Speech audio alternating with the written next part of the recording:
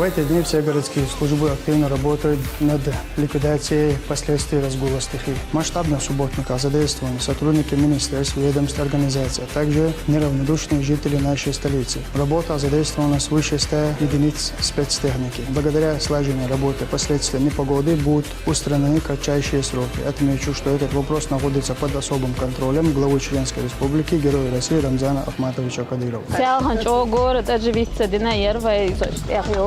Masso Adam Aradel, Masso Okdash Walshwar, Ocha Tredvori Aradel, Hoxum Dash Hatanay, Jan Ulsatanyashwo, Barbeshwo, Technika Kuzah Kranian, the Halbel Boxburg, Tobiashwo, Karto, Electricity Toyash,